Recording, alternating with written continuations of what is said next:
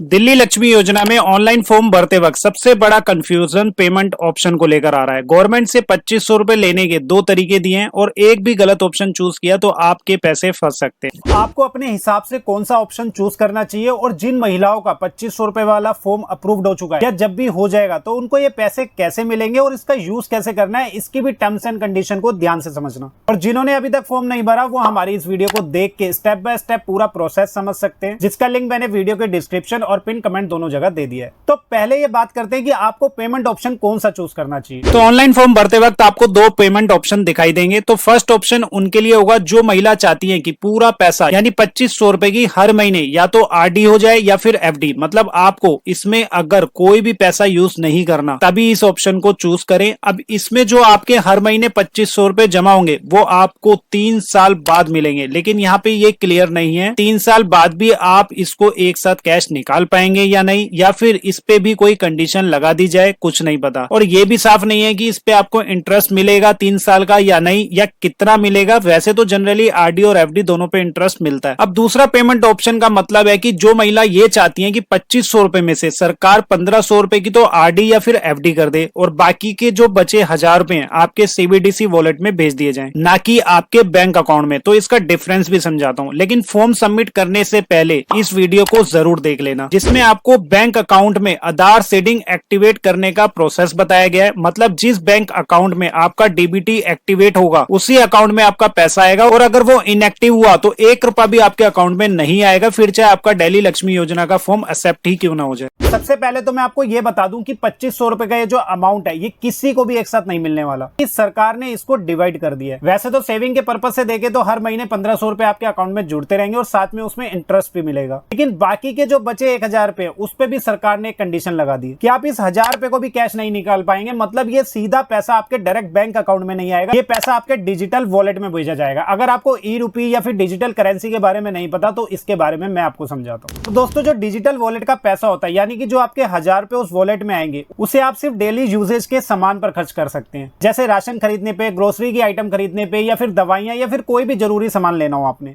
जिसको आप कैश के रूप में नहीं निकाल पाएंगे। बाकी शॉप पे जाके आप क्यूआर कोड स्कैन करेंगे और वहां जाके पेमेंट कर सकते हैं। जनरली आप गूगल पे, पेटीएम या फोन पे का यूज करते हैं। डिजिटल वॉलेट का जो भी पैसा होता है उसे ई रुपी बोला जाता है, जिसका यूज करने पे काफी रिस्ट्रिक्शन भी होती है। जैसे आप ई रुपी का यूज किसी भी गुटखा, पान, तंबाकू, शराब जैसे गैम्बलिंग जैसे आइटम पर आप खर्च नहीं कर सकते, और इसकी जो कंडीशन है वो समय समय पर बदलती भी रहती है। लेकिन अब बात आती है कि आपको पता कैसे चलेगा कि जो आपके 1000 रुपए हैं वो आपके डिजिटल वॉलेट में आ चुके हैं, क्योंकि अगर आपके बैंक अकाउंट में पैसा आता तो फिर आपको एसएमएस भी मिलता है।